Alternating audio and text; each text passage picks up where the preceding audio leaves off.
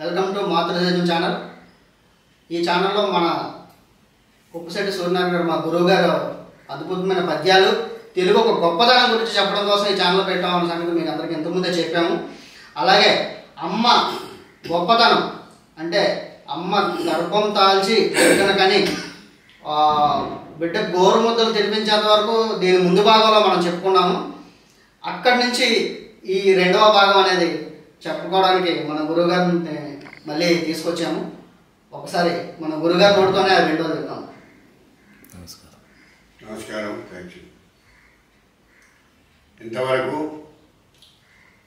అమ్మ ఏ విధంగా బిడ్డను పెంచుతుందో అనేటటువంటి విషయాన్ని మనం చెప్పుకున్నాం.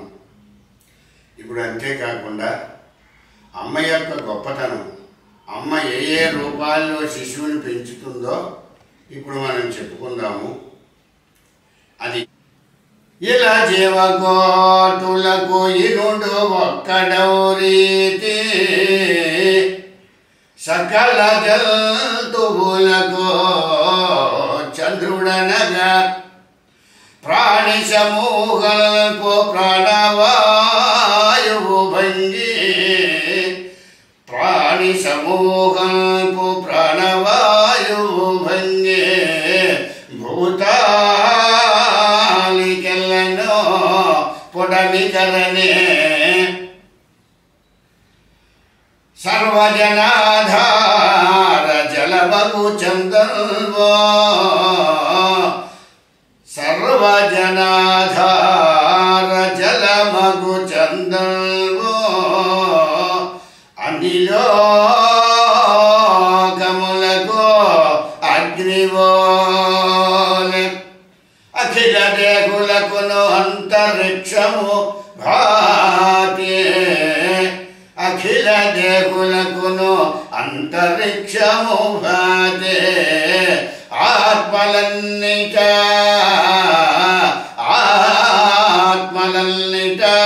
పరమాత్మ విధము అవనికి ఆనంద సంతోషము అమ్మ ఒక్కతే అవనికి ఆనంద సంతోషము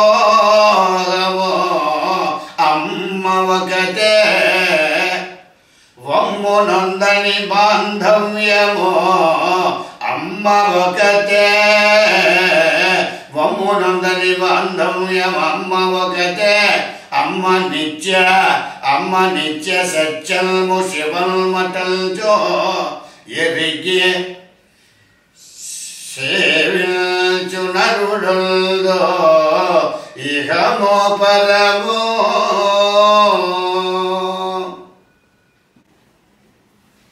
ఇప్పుడు మీరు చెప్పిన పద్యంలో అమ్మని సూర్యుడితోని చంద్రుడితోని నీరు పంచభూతాలు అగ్ని పంచభూతాలతోని పోల్చారు కదా. పరమాత్మ చెప్తున్నాను. అమ్మ యొక్క గొప్పతనం సర్వజీవులలోనూ ఉన్నది, సర్వభూతాల్లోనూ ఉంది. సూర్య చంద్రుడు పరమాత్మ యందు కూడా అమ్మ ఉన్నది. అమ్మయే ఈ రూపాలన్నీ అనేటువంటి విషయాన్ని ఇప్పుడు మీకు విపులంగా చెప్తాను. ఇలా జీవకోటులకు ఇనుడు ఒక్కడము రీతి సమస్త జీవకోటికి చరాచర జంతు ప్రపంచానికి సూర్య భగవానుడు ఎలాగో అమ్మ కూడా అలాగే. ముందు సూర్య భగవానుడు ఏం చేస్తుంటాడు? సకల జీవులకు సృష్టికర్తగా ఈ సృష్టి బాధ్యతలను ఎంతవరకు ఎలాగ మోస్తున్నాడనేటటువంటిది ముందు మనం చెప్పుకోవాలి. మనకి సకల జీవులు బ్రతకాలి అంటే ఆహారం కావాలి. ఆహారం కావాలి అంటే సమస్త ఆహారం మనకి ఎలా లభిస్తుంది? సమస్త వృక్ష జాతుల నుంచి పంటల నుంచి మనకు లభించడం జరుగుతుంది. ఈ పంటలు బీజాలు మొలకెత్తాలంటే నీరు కావాలి, పంటలు పండాలి, వృక్షాలు ఫలించాలి, సకల జీవులకు ఆహారం అందాలి అంటే నీరు ఉండాలి. ఆ నీటిని ఇచ్చేది సూర్య భగవానుడు. ఆ సూర్య భగవానుడు ఇచ్చిన నీటితో సమస్త వృక్షజాలము, ఆ జంతువులు, మరి పశుపక్ష్యాదులు అన్నీ కూడా సేవించి సుఖంగా జీవించడం జరుగుతుంది ఆ నీటితోటే. అయితే ఆ నీరు సూర్య భగవానుడు ఏ విధంగా ఇచ్చాడు అంటే తన సూర్య కిరణాలతో సమస్త జలాశయాల్లోనూ, నూతుల్లోనూ, గోతుల్లోనూ, కాలువలు, ఏర్లు, సముద్రాలు వీటన్నిటిలో ఉన్నటువంటి నీటిని ఆవిరి రూపముగా మార్చి మేఘం పర్జన్యం మేఘంగా ఆ మేఘంలో ఆయన నిక్షిప్తం చేస్తున్నాడు. నీటిని మేఘంగా అక్కడ మేఘంలో దాస్తున్నాడు. ఆ మేఘము వర్షం వచ్చినప్పుడు వర్షించి వృక్షజాలాలకు, మరి పంటలకు, మనకు కూడా ఆ నీరు ఉపయోగపడుతుంది. ఈ విధంగా సృష్టిని నిలబెడుతుంది. ఎందుకంటే ఆహారమే కదా, సమస్త సృష్టి నడవాలి అంటే ఆహారం కావాలి. ఆయురన్నం పయచ్చతి అని, అన్నమే ఆయుష్నిచ్చేది. ఆయుష్ అంటే సకల జీవులకును ఊపిరినిచ్చేది అన్నమే. ప్రతి జీవి కూడా తీసుకుంటున్నటువంటి ఆహారం మరి అది ఉంటే అది ఎలా లభిస్తుంది అంటే పర్జన్యాదన్న సంభవ అన్నాద్భవంతి భూతాని, పర్జన్యాదన్న సంభవ అని శ్రీకృష్ణ పరమాత్మ గీతలో చెప్తాడు. ఆయురన్నం పయచ్చతి, ఆయువునిస్తుంది. ఆ అన్నమట, ఆ అన్నము నుండియే సకల జీవులు మరి మళ్ళీ పునరుత్పత్తి జరుగుతుంది మళ్ళీ. ఎందుకంటే వాళ్ళు ఉండడం వల్ల కదా, వాళ్ళు జీవించి ఉండడం వల్ల కదా మరణా జీవులకి సంతానానికి వాళ్ళు సహకరించడం జరుగుతుంది. కాబట్టి ఆ అన్నము మేఘం నుండి లభిస్తుందంటాడు. మేఘం అంటే మేఘంలో ఉన్నటువంటి నీటి వలన అన్ని వృక్షజాతులు, పశుపక్ష్యాదులు, మానవులు అందరూ కూడా క్రిమి కీటకాదులతో సైతంగా ఆహారాన్ని సేవించి అవి మనగలుగుతున్నాయి, ఈ సృష్టిలో నిలవగలుగుతున్నాయి. ఆ నిలబడడం వల్ల తర్వాత సృష్టి ఆగిపోకుండా తన తర్వాత పునరుత్పత్తి ద్వారాగా సృష్టిని నిలబెట్టడం జరుగుతుంది. సూర్య భగవానుడు ఈ విధంగా నీతిని సకల ప్రాణులకును ప్రసాదించి మరి సృష్టి గమనానికి ఆయన సహకరించడం జరుగుతుంది.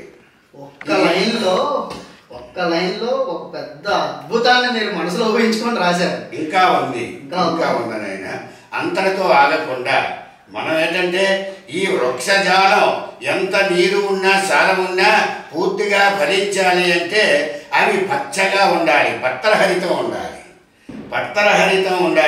అది పిండి పదార్థం తయారు చేసుకోవాలి.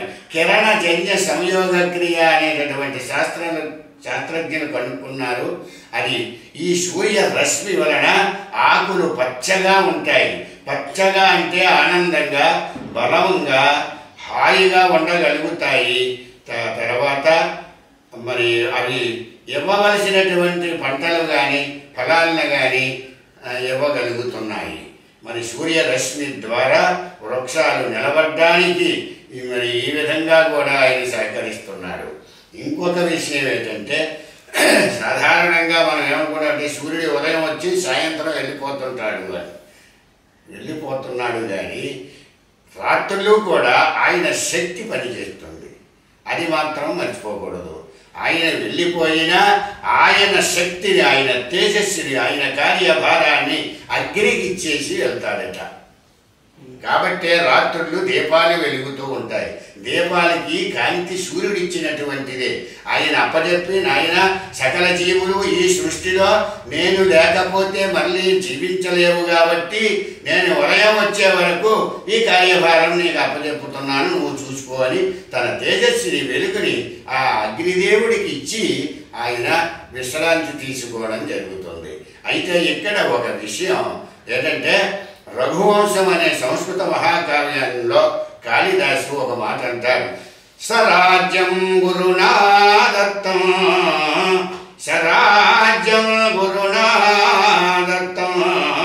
ప్రతిపద్యాధికం భవో దినాంతే నిహితం తేజః సవిత్రేవ హుతాశనః అంటాడు. దిలీప చక్రవర్తి ఆయన కుమారుడైనటువంటి మరి వారసుడైనటువంటి రఘుమహారాజుకి ఆయన వార్ధక్యంలో తన రాజ్యభారాన్ని అప్పచెప్పుతూ తన తేజస్సుని, తన వంశ ప్రతిష్టను, తన రాజ్య భారాన్ని తన వారసుడికి అప్పచెప్పుతూ అప్పచెప్పుతున్నటువంటి సందర్భంలో ఆ కాళిదాస మహాకవి ఈ చక్కటి ఉపమానాన్ని ఆయన ఉపయోగించాడు. సూర్య భగవానుడు సాయంత్రం వరకు కూడా వేడుమినిచ్చి సర్వజీవులను కాపాడి సాయంత్రం వెళ్ళిపోయేటప్పుడు తన తేజస్సుని అగ్నిదేవుల్లో ఎత్తాడట. దినాంతే నిహితం తేజ సవిత్రేవ హుతాశన. సవిత్రుడు అంటే సూర్యుడు, హుతాశనుడు అంటే అగ్నిదేవుడికి ఇస్తాడని ఆయన ఉపమానం చెప్పడం జరిగింది. గొప్ప ఉపమానం. అయితే ఇక్కడ మరి దీపాలు వెలిగించుకుంటున్నావు, దీపానికి ఇస్తున్నారన్నారు కదా. మరి ఈవేళ విద్యుత్తు వచ్చింది, మరి దీపానికి దానికి సంబంధం ఏంటని అడగండి. విద్యుత్ ఎక్కడి నుంచి పుట్టింది? నీటి నుంచి పుట్టింది. ఆ జల ఘర్షణకు, మేఘ ఘర్షణకు ఆ మేఘాల్లో విద్యుత్తు పుట్టింది. మెరుపు తీగ, మెరుపు అంటే విద్యుత్తు. విద్యుత్ అంటే మెరుపు అని అర్థం.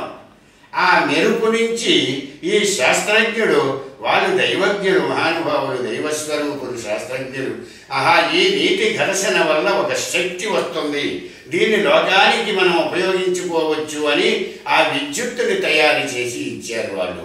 దాని నుంచి మనం ఈవేళ దీపాలే కాకుండా మరి మీకు తెలుసు మరి కరెంటు ఏదైనా ఇన్ని ఏర్పాటు చేసుకున్నా పవర్ లేదురా అంటాం. పవర్ లేదు. పవర్ అంటే శక్తి. ఆ శక్తి ఎవరిది అంటే సూర్య భగవానుడు ఇచ్చినటువంటి నీటి నుండి లభించినటువంటి శక్తి. అది రాత్రులు కూడా ఆయన డ్యూటీ చేస్తున్నట్టే లెక్క, పగలే కాదు. ఇంతటి మహోన్నతమైనటువంటి కార్యభారాన్ని మోసినటువంటి సూర్య భగవానుడు పరమాత్మ యొక్క మొట్టమొదట విరాట్ రూపము యొక్క చక్షువుల నుండి పుట్టాడని చెప్తారు. చక్షో సూర్యో అజాయత. ఆ మూల విరాట్ యొక్క, ఆ పరమాత్మ యొక్క మూల స్వరూపము యొక్క ఆ కన్నుల నుండి పుట్టాడట సూర్య భగవానుడని వేదాలు కూడా చెప్పడం జరిగింది. ఎంతటి మహోన్నతమైనటువంటి కార్యభారాన్ని మరి అమ్మ మొయ్యలేదా? నువ్వు పిండ రూపంగా ఉన్నప్పుడు, ఆ గర్భగోళంలో ఉన్నప్పుడు నీకు వాయువును పంపించిందే, గాలిని, నీటిని పంపించిందే. తాను ఆహారం తిని, మరి వైద్యులు చెప్తూ ఉంటారు, బలవంతమైనటువంటి శుభ్రమైన మంచి ఆహారం తీసుకో అమ్మా, బిడ్డ బాగుంటుందని. బిడ్డ బాగోవాలంటే తల్లి బాగా తినాలి. మన కోసం తింటుందా అమ్మ?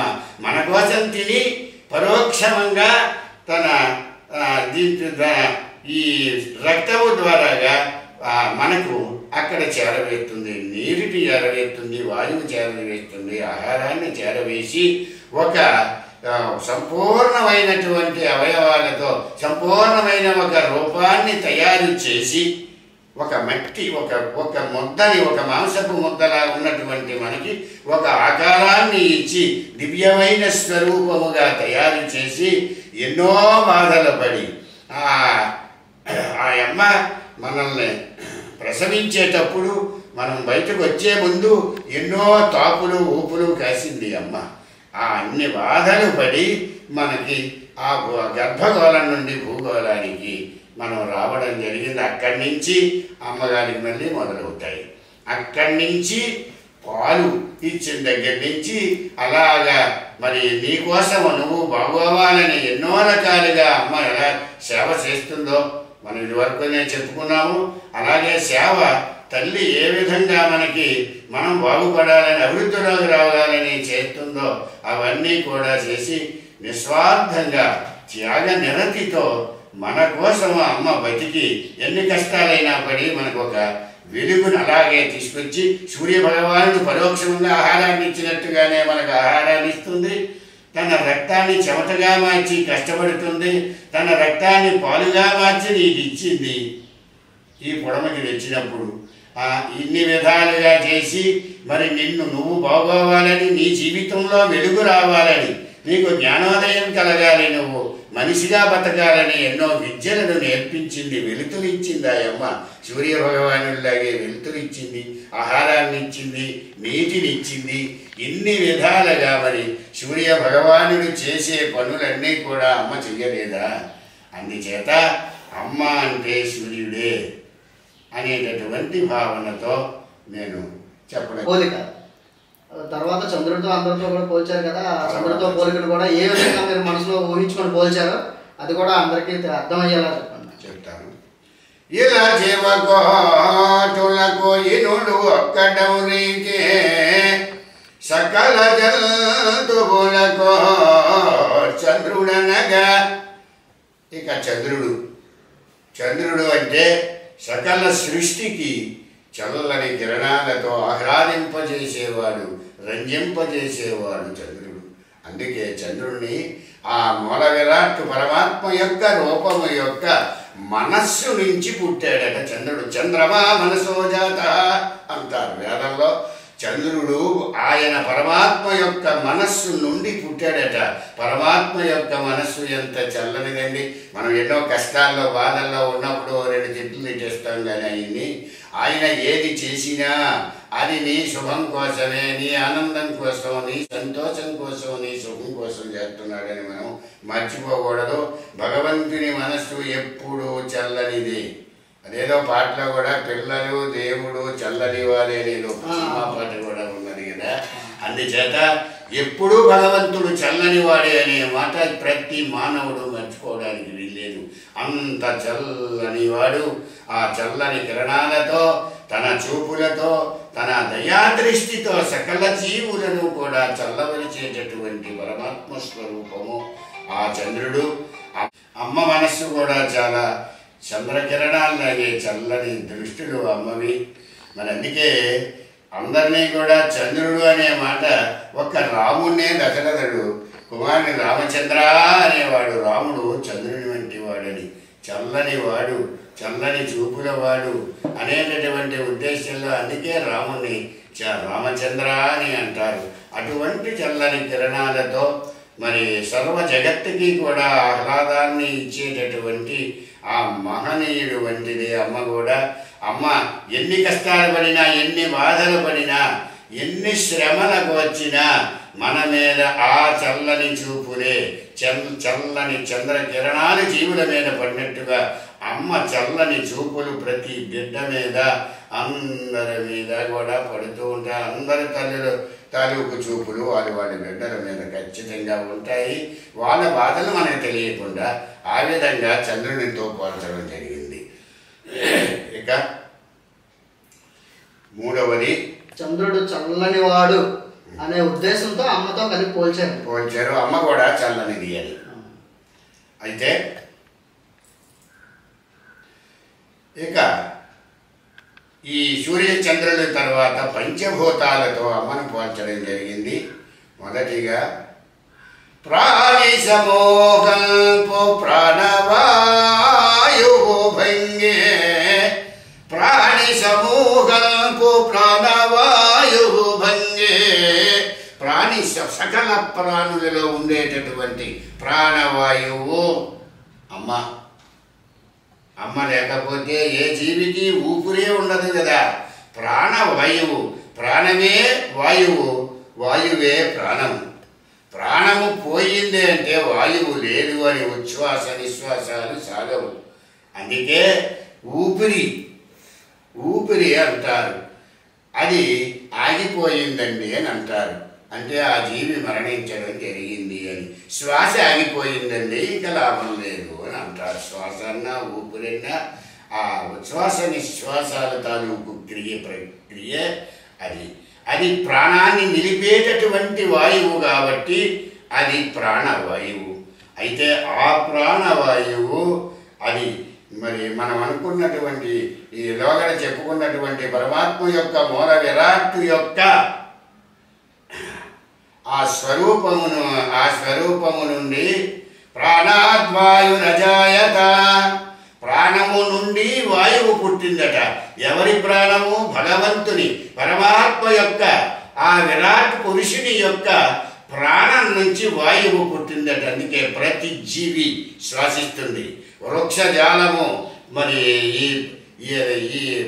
పంటలు ఇవన్నీ కూడా పశువులు, పక్షులు, మానవులు సర్వ జీవం ఉన్నటువంటి ప్రతి వాళ్ళు కూడా ప్రాణవాయువు పీల్చుకుంటూనే ఉంటారు. అంతేకాదు నీటిలో ఉన్నటువంటి జలజంతువులు కూడా శ్వాసక్రియని జరుపుతాయి. నీటిలో కూడా వాయువు ఉన్నది. మన వాళ్ళు ఓటు ఆక్సిజన్ నీటిలో ఉన్నదని కనుక్కున్నారు. అందుచేత మరి అటువంటి ప్రాణవాయువు భగవంతుని యొక్క ప్రాణంలో నుంచి వచ్చినటువంటి వాయువు అమ్మ నీకు మొట్టమొదట నీకు లోపల ఉన్నప్పుడే గర్భగోళంలో ఉన్నప్పుడే నీకు సప్లై చేసింది, పంపించడం జరిగింది. ఆ ప్రాణవాయువును కానీ అమ్మ అక్కడ ఇవ్వకపోయి ఉంటే ఈవేళ నువ్వు ఇక్కడ ఇలా నిలబడవు. ఇక్కడ ఇలాగా ఏ జీవైనా జీవించడానికి అవకాశం లేదు. ప్రాణవాయువు ఉండాలి. ప్రాణం అంత గొప్పది.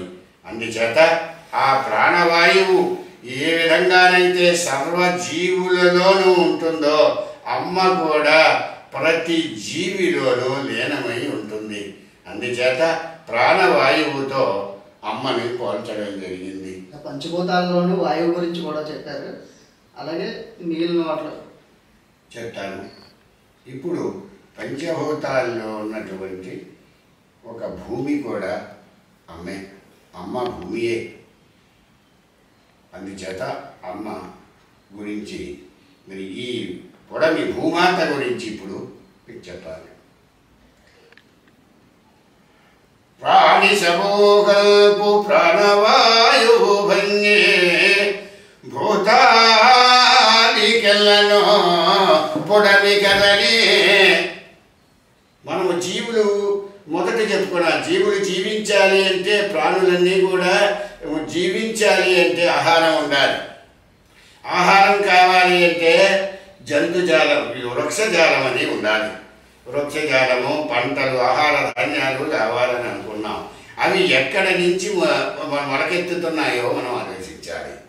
అది ప్రతి జీవి కూడా భూమి నుండే పుట్టిందనే సంగతి మనం మర్చిపోకూడదు. ఈ వృక్ష జాతులన్నీ కూడా వాటి వల్ల వచ్చేటటువంటి ఆ ఫలసాయాన్ని మనం స్వీకరించి ప్రతి ప్రాణి కూడా ఈ సృష్టిలో బతుకుతుంది. కానీ ఆ విత్తనాలు భూమిలో నుంచి అంకురిస్తున్నాయి. భూమిలోంచి అంకురించిన తర్వాత వాటిల్ని ఈ ఎంత విశాలమైన గొప్ప వృక్షాలనైనా అమ్మ మోస్తుంది. అమ్మ భూదేవంత సహనమూర్తి అని ఎందుకన్నారంటే ఈ అమ్మంత భారాన్ని ఏవి కూడా ఇప్పుడు అనుకున్న పంచభూతాలు ఏవి కూడా ఈ అమ్మంత భారాన్ని మాత్రం ఎవరు మొయ్యలేదని చెప్పాలి ఇక్కడ. ఎందుకంటే ఈ అమ్మ ఈ వృక్షాదుల్ని మోస్తుంది, జలాశయాలన్నింటినీ మోస్తుంది, పర్వతాలను మోస్తుంది, కొండలను మోస్తుంది. అంతేకాకుండా ఎంతో ఉన్నతమైనటువంటి భవనాలు కట్టినా మాట్లాడదు, మోస్తుంది. అంతేకాదు తనలో బోరింగ్లు అవి ఇవి పెట్టి భూమి పాతాళం వరకు కొట్టాలదించిన అమ్మ మాట్లాడదు, నీకు నీళ్ళిస్తుంది. ఎంతటి సహనమూర్తి ఈ భూమాత. ఈ భూమాతకు ఉన్నటువంటి సహన గుణము అమ్మకు ఉన్నది. వర్షార్భూమిన పద్భ్యాన్ భూమి దిశక్రాన్ అని వేదంలో చెప్తాడు. ఆ విరాట్ పురుషుడి యొక్క పాదాల నుంచి పుట్టిందట భూమి.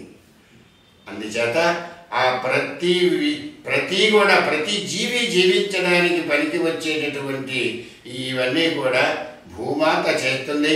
అంతకన్నా ఎక్కువ ఏంటంటే మనము మన ఉదయం లేవగానే అమ్మ మీద కాళ్ళు వేసి నిలబడుతున్నావు. నువ్వు మంచం మీద నుంచి కిందకి దిగగానే నువ్వు అమ్మ మీదే కాళ్ళు వేస్తున్నావు.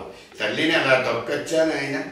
తల్లిని తొక్కకూడదు, కానీ అమ్మ ఏమో ఎనుకోదు. నా బిడ్డడు నా మీద అడుగులు వేసి నడుస్తున్నాడు, వీడున్నంతగానో నా మీదే నడుస్తాడు అని ఆనందిస్తుంది, కానీ కోపపడదు. నువ్వు అసలు ఎన్ని విధాలుగా మరి సృష్టిని కాపాడుతున్నటువంటి అమ్మ. నువ్వు ఎన్ని బాధలు పెట్టినా నువ్వు ఎక్కడ గర్భగోళంలో ఉన్నప్పటి నుంచి తన్నడం మొదలుపెట్టావు. అక్కడి నుంచి ఆ తాపులు వేసి ఊపులు వేసి ఆ ప్రసవ వేదన అన్నిటికంటే భయంకరమైనదని చెప్తారు. మనకు తెలియదు, అది ఆడవాళ్ళకే తెలుసు, అమ్మలందరికీ తెలుసు ఈ ప్రసవ వేదన. మనం ఇదివరకే చెప్పుకున్నాం. చావు పుట్టులందుకి ఊగిసముల నాడి. ప్రసవము అంటే చావు రేవో అటో ఇటో తేలిపోతుంది. ఎవరు బతుకుతారో ఎవరు ఉంటారో లేదా ఎవరు పోతారో మనకు తెలియదు. అటువంటి నిరాశాజనితమైనటువంటి భయంకరమైనటువంటి సన్నివేశం ఆ ప్రసవం అనేది. చావు పుట్టుకందుకి ఊగిసముల నాడి తనను శిశువును ఇలా నిల్ప ధారాళ బతకెరగి భగవంతుడా నేను పోతే నా బిడ్డ దిక్కుమాలిపోతాడు, అనాథైపోతాడు. నా బిడ్డ పోతే నేను ఇన్నేళ్ళు మోసి అసలు పెట్టుకున్నాను, నేనేమైపోతాను? ఇద్దరినీ కూడా ఈ భూమి మీద నిలబెట్టునాయన అని శతకోటి నమస్కారాలు చేసుకుంటుందట ఆ తల్లి ఆ ప్రసవ వేదన అనుభవిస్తూ. ఇన్ని బాధలకు వచ్చి నీకోసము ఎన్నో బాధలు పడి కష్టాలు పడి నీ జీవితం ఆ అమ్మ బతికి ఉన్నంత వరకు నీ కోసమే బతుకుతుంది. ఆ నిస్వార్థమైనటువంటి ఆ త్యాగమూర్తి మాత భూమాత కన్నా గొప్పది అని మరి భూమాతతో సమానంగా నేను పోల్చడం జరిగింది. చాలా గొప్ప. తెల్లవారే లెగిసి మంచం నుంచి దిగి కిందకి కాలు పెట్టేటప్పుడు భూమాత ఒకసారి దండం పెట్టుకొని కాలు దించమని చెప్తూ ఉంటారు. ఇది మీరు పద్యంలో ఊహించి చెప్పారు, కానీ ఆనాడు పెద్దలు కూడా కొంతమంది పాటిస్తున్నారు, పాటించినవి అందరికీ చెప్తున్నారు. అవి కూడా మీరు అదే భావాన్ని ఎంతో అద్భుతంగా చెప్పారు. సంతోషం. మరి అది అర్థం చేసుకునే సహృదయులు అయితే అర్థం చేసుకుంటారు అమ్మ యొక్క గొప్పతనాన్ని.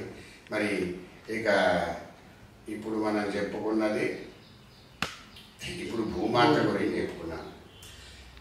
సర్వజనాధార జలమగు చందగో, సర్వ జీవులకు ఆధారమైనది నీరే. అది అందరికీ తెలుసు. నీరు లేనిది ఏ జీవి బతకదు.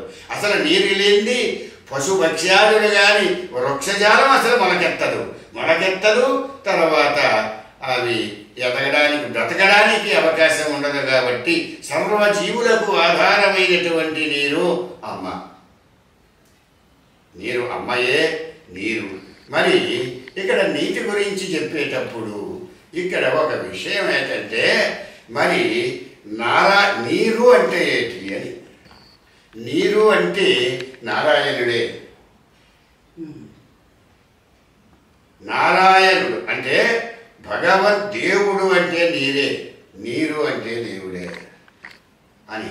యశ్చంద్రమస ఆయతనవాన్ భవతి ప్రజా పశుమాన్ భవతి చంద్రమా వాయతనం ఆయతనవాన్ భవతి. ఇది భగవంతుడు అంటే నీరేనంట. ఆయనే చెప్తారు నీరు అంటే భగవంతుడే. నీటికి భగవంతుడికి భేదం లేదు అని చెప్తారు వేదంలో. మరి ఆ నీరు భగవంతుడు మరి అమ్మ ఒక్కటే అని ఎలా అంటే, ఒకసారి శ్రీకృష్ణ పరమాత్మను అర్జునుడు అడుగుతాడు, బావా నిన్ను అందరూ నారాయణుడు అని ఎందుకంటారు అని అడుగుతాడు. అప్పుడు శ్రీకృష్ణ పరమాత్మ చెప్తాడు భారతంలో ఒక చోట, నారములనగా జలముల పేరు. నారములు అంటే నీళ్లు, జలములు. నారములనగా జలముల పేరు అయనగా నెలవో.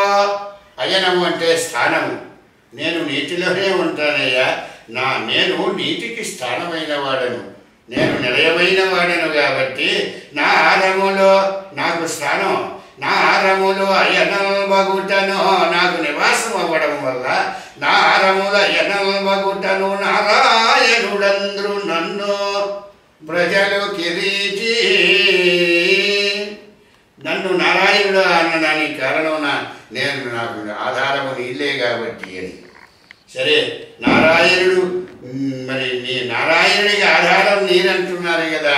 మరి మనము లోపల అమ్మ గర్భగోళంలో ఉన్నప్పుడు మనం కూడా నీటిలోనే ఉన్నాం. ఆ పరమాత్మ స్వరూపమైనటువంటి జీవాత్మ శిశు రూపంలో ఆ భగవంతుడు పంపించినటువంటి ఆ శిశు రూపంగా అక్కడ మనం కూడా నీటిలోనే ఉండి వచ్చాము. అదే ఉమ్మ నీరు అని అంటారు వీళ్ళు. అది బిడ్డ జన్మించినప్పుడు ఒక్కొక్కసారి ఆ ఉమ్మ నీరు కానీ ఇంకిపోయిందనుకో బిడ్డ బతకదు. పేగులు వెలేసి చేసుకొని పుట్టాడమ్మా, ఉమ్మ నీరు అయిపోయింది, మరి బిడ్డ ఇలా జారిపోయింది అని చెప్తారు. మనం కూడా ఉమ్మ నీటిలో నుంచే వచ్చాము. అది అమ్మ గర్భగోళంలో ఉన్నది. మనం అక్కడ ఆత్మ, ఇక్కడ పరమాత్మకి కూడా స్థానమైనది నీరు. అందుచేత ఆ నీటిలో నుంచి మరి ఇన్ని జలచరాలు పుట్టాయి, వృక్షజాతులు బతుకుతున్నాయి. ఇన్ని విధాలుగా జరిగి సృష్టికి నడవడానికి కారణభూతమైనటువంటి నీరు. ఆ నీరు అమ్మ ఒకటే. అమ్మ సేవ కూడా రకరకాలుగా నీరులాగే చేస్తుందని జలములతో పోల్చాను అమ్మని.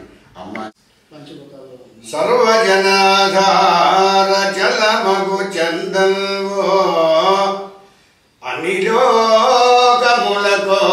అగ్నివోలే. జలం గురించి మనం చెప్పుకున్నాం. ఇప్పుడు అగ్నియే అమ్మ, అమ్మయే అగ్ని, అగ్నిస్వరూపిణి అమ్మ. ఏ విధంగానంటే అగ్ని లేనిదే, వేడి లేనిదే నీ శరీరమే సహకరించదు. అగ్నిర్వాపామాయతనం ఆయతనవాన్ భవతే. అగ్నిలో జలం ఉన్నదంటాడు, జలములో అగ్ని ఉన్నది అని అంటారు. మరి అన్నారు పెద్దలు. మరి అగ్ని ఎక్కడున్నది? నీటిలో అగ్ని లేదా? వడవాగ్ని ఉన్నది కదా. మరి జలములో అగ్ని లేదా? అగ్నిలో జలం ఉన్నది, ఆ వేడిలో తేమ లేదా? అందుచేత అగ్నికి నీటికి అవినాభావ సంబంధం ఉన్నది అని చెప్తారు. అందుకే ముఖాదింద్రశ్చ అగ్నిశ్చ, ఆ పరమాత్ముని యొక్క, ఆ మూల విరాట్ యొక్క ముఖము నుండి ఇంద్రుడు అగ్ని పుట్టాయి అని మన వేదాలు చెబుతున్నాయి. అటువంటి పవిత్రమైనటువంటిది అగ్ని. ఎంత పవిత్రమైనది ఈ సృష్టిలో ఏదీ లేదు. ఇప్పుడు వంట పచనం చేసుకోవడానికి బదులు అక్కడి నుంచి మొదలు మరి యజ్ఞ యాగాదులు ప్రతిదీ కూడా పవిత్రం చేయాలి అంటే, మరి దీపము మరి వెలగాలి, కాంతి రావాలంటే అన్నీ కూడా అగ్ని యొక్క పవిత్రత వలనే సకల జీవులకు కూడా సంప్రాప్తం అవుతుంది ఆ అగ్ని. ఆ తర్వాత ఇక ఆ అగ్ని అంటే వేడి. మన శరీరంలో వేడి లేదు అనుకోండి, అమ్మ ఒళ్ళు చల్లబడిపోయింది, లాభం లేదు ఈయన అని అంటారు. అగ్ని లేదు, వేడి లేదు. వేడి లేదు అంటే జీవి ఉండదు. మనం తిన్నటువంటి ఆహారాన్ని బాగా పచనం చేసి, ముద్ద చేసి, రక్తంగా మార్చి శరీర అవయవాలకు పంపించే ఏర్పాటు లోపల జరుగుతుంది. అది జఠరాగ్ని అంటారు దాన్ని. సంతాపయతి స్వందేహమాపాద తలమస్తగా తస్య మధ్యే వన్యశిఖానీయోర్ధ్వా వ్యవస్థిత. సంతాపయతి స్వందేహమాపాద తలమస్తగా, ఆ పాదాల నుండి శిరస్సు వరకు కూడా దేహంలో అగ్ని మన ప్రజ్వరిల్లుతూ ఉంటుంది. ప్రతి జీవికి కూడా వేడి ఉండాలి. శరీరంలో వేడి లేకపోతే ఆ జీవి బ్రతకదు. ఈ విధంగా అమ్మ లేకపోతే, అమ్మ ఒంటిలో వేడి లేకపోతే శిశువు బతకదు. శిశువుకి వేడి అమ్మ వలన వచ్చింది. సరే, పశుపక్ష్యాదులు కూడా బిడ్డలను దగ్గరగా తీసుకొని, ఆ పక్షులు చూడండి ఆ వేడికి ఆ పిల్లల్ని ఆ రెక్కల కిందని ఆ వేడి కలిగిస్తూ బతికిస్తున్నాయి. అంతేత ఈ సృష్టిలో అమ్మ యొక్క ప్రేమ అగ్ని, పవిత్రమైన అగ్నిదేవుడితో సమానమైనది. మరి అమ్మ అంటే అగ్నియే అని ఆవిడికి ఆ పవిత్రతను మనం చూపించడం జరిగింది ఇక్కడ. అది అగ్ని. ఇక అఖిల దేహులకునో అంతరిక్షము భాతి. సమస్త జీవులకు కూడా అంతరిక్షము అమ్మ. అంతరిక్షంలో నక్షత్రాలున్నాయి, గ్రహాలున్నాయి, మరి ఉపగ్రహాలున్నాయి, సూర్యచంద్రులు ఉన్నారు. అంతులేని విశ్వమంతా ఖగోళం అంతా, ఆ విశ్వం అంతా కూడా ఆ అంతరిక్షంలోనే ఉన్నది. అది అనంతమైనది, అంతులేనిది. అటువంటి విశాలమైనటువంటి మనస్సు అమ్మది. ఎన్ని బాధలు పడినా, కష్టాలు పడినా నీ ఆవిడ మనస్సు చాలా విశాలమైనది.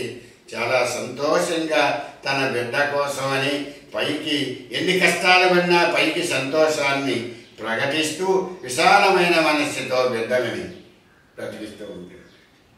నాభ్యాశీలంతరిక్షం అని పరమాత్మ యొక్క విరాట్ స్వరూపమున నాభి నుండి పుట్టిందట అంతరిక్షము, ఆకాశము.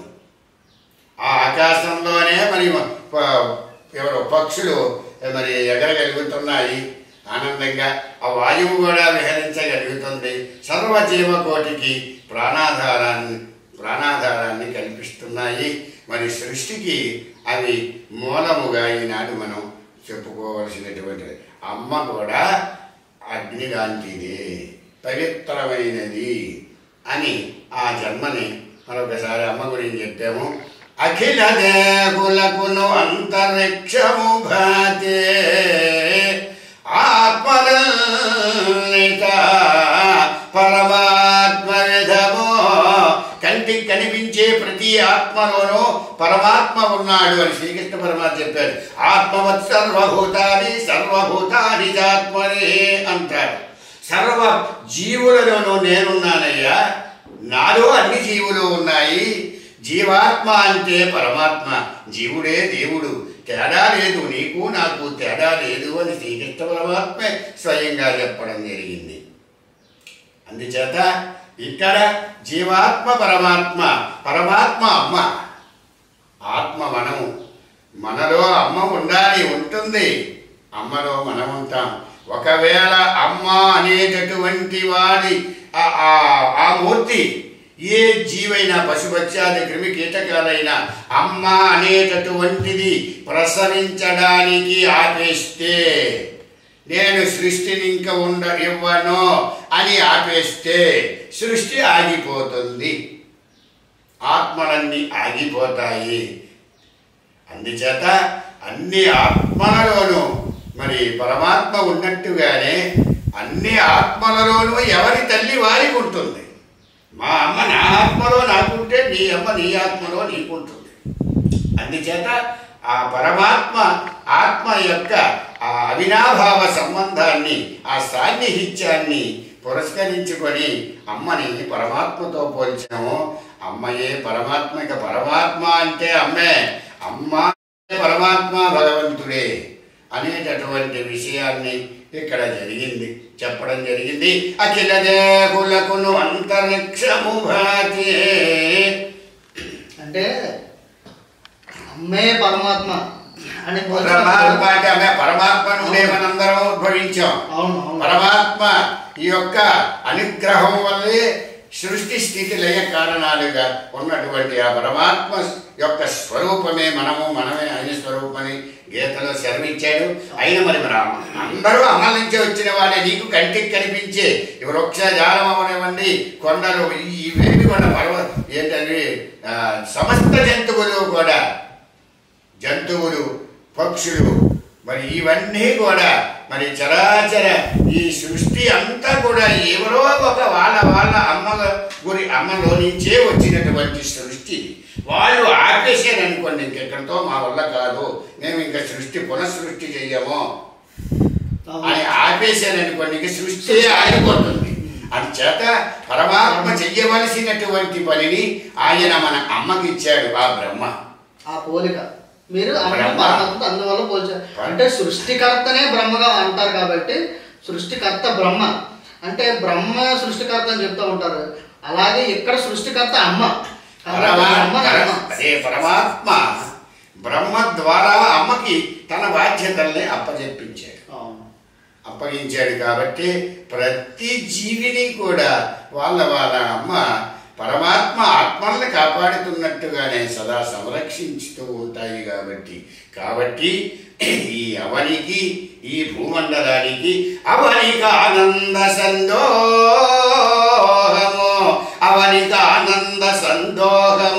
అమ్మ ఒకటే. అవనిక ఆనంద సందోహము అమ్మ ఒకటే. ఈ అవని ఈ లోకానికి అంతటికీ కూడా సంతోషదాయకమైన ఆనందప్రధానమైనటువంటి రూపము అమ్మయే. వమునందని బాంధవ్యమమ్మ ఒకటే. అమ్మ గర్భగోళ నుంచి నువ్వు కిందకొచ్చిన తర్వాత ఆవిడ నీకు అమ్మ అని అన్నావు, అమ్మ అయ్యింది. అమ్మకు సంబంధించిన వాళ్ళందరూ తర్వాత నీకు బంధువులు అయ్యారు. వాళ్ళకి నీకు అసలు సంబంధాన్ని కల్పించింది అమ్మ. నువ్వు అమ్మ నుంచి బయటకు వచ్చిన తర్వాత చిన్నాన్న పెదనాన్న అన్నయ్య తమ్ముడో అక్క చెల్లెలు అని తర్వాత వచ్చారు. కానీ నువ్వు అసలు గర్భంలో పిండ రూపంలో ఉన్నప్పటి నుంచి అమ్మకి నీకు సంబంధం. నీ రక్త మాంసాలు ఇచ్చి నీ ప్రాణాన్ని ఇచ్చి ఇన్ని బాధలు పడి నీకు రూపాన్ని ఇచ్చింది, ఈ భూమికి తెచ్చింది. ఆవిడిచ్చినటువంటి బంధుత్వాలు తప్ప ఎవరికి ఎవరు వాళ్ళు ఇచ్చిన బంధుత్వం కాదు, అమ్మ ఇచ్చిందే. వమ్ము నొందని బాంధవ్యం అమ్మ ఒకటే, అమ్మనిచ్చ సత్యము శివమ్మటనచో, అమ్మ నిత్యము సత్యము శుభప్రదమైనది అని ఎరిగి సేవిల్చునరుడు ఇహము పరమో. అమ్మని పరమాత్మగా భావించి ఎవడైతే పూజిస్తాడో వాడు ఈ ఇహలోక పరలోక సౌఖ్యాలు పొంది ఆనందంగా సుభిక్షంగా ఉండగలుగుతాడు అని మరి నేను భావించడమే కాదు, పెద్దలు చెప్పిన మాట, ఇది జరుగుతున్నటువంటి మాట. మరి అది ఈనాటి సమాజం మర్చిపోవచ్చు, అది వాళ్ళ దోషం అవుతుంది. కానీ యథార్థము మాత్రము ఇదే. అమ్మ సూర్య చంద్రుడు పంచభూతాలు పరమాత్మ స్వరూపము, ఇందులో తేడా లేదు అని నేను మా అమ్మ గురించి అలా ఆలోచిస్తూ ఏడుస్తూ రచించినటువంటి ఆ అమ్మను ఈనాటికి వెతుకుతూనే ఉంటాను. 70 సంవత్సరాల వయసు వచ్చినా అమ్మను ఒక్కసారి చూసి ఆ ఒడిలో పడుకుందాము అనేటటువంటి ఆనందం, ఆ జ్ఞాపకాలు ఇంకా ఇప్పటి వరకు నేను మర్చిపోలేకపోతున్నాను. ఈనాటి సమాజం మరి ఆ తల్లిదండ్రులను ఎలా చూస్తున్నారో మరి నాకు తెలియదు, మీ అందరికీ తెలుసు.